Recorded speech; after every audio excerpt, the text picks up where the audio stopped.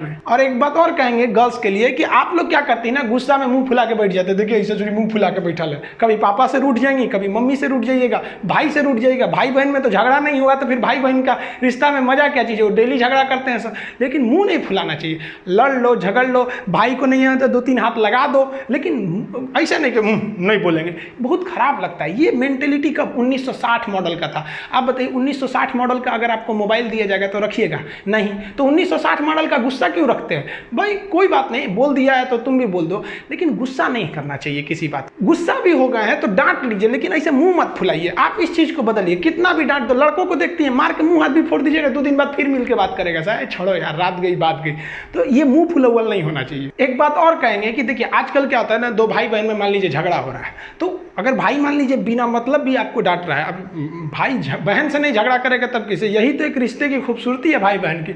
वो उसको बोलेगा, वो उसको बोलेगा। कभी कभी ये जो मजाक वाला झगड़ा होता है कभी सीरियस हो जाता है, तो बहन भी बोल देती है, भाई भी बोल देता है। हम दोनों को कहना चाहते हैं कि जिसका देखिए कि अगर सामने वाला भाई है, मम्मी है या कोई भी है, ज़्यादा गुस्सा में है और बिना मतलब भी आपको बोल रहे हैं तो चुप हो जाइए, कोई बात नहीं। ज़िंदगी आपकी आज ही थोड़ी ना ख़त्म होने जा रही है। आप उसको इंतज़ार कीजिए, अगले दिन या 2 दिन बाद जब गुस्सा शांत हो जाए तो खाना ले जाने दीजिए और उस वक्त अपने भाई से पूछिए, तब रे तुम हमको कल क्यों बोल रहा था?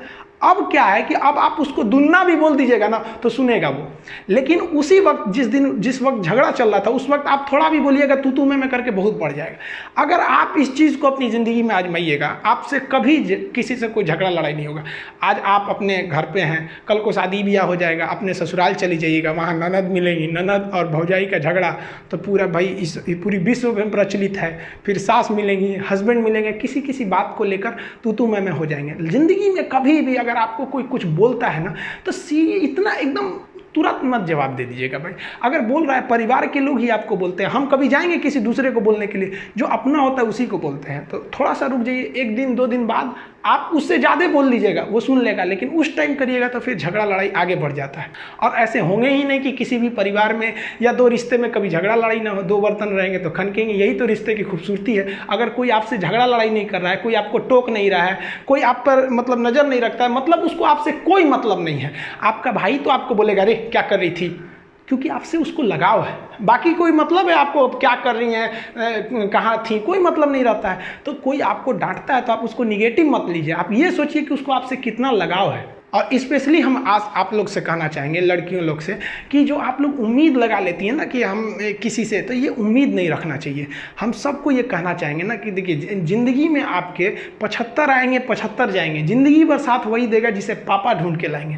आपका एक गलत कदम ना आपके पापा का, आपके भाई का सर ज़िंदगी भर के लिए नीचे कर देगा।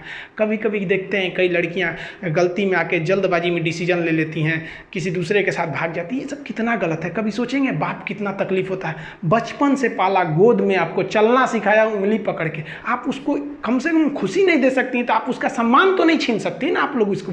ये कभी नहीं कीजिए।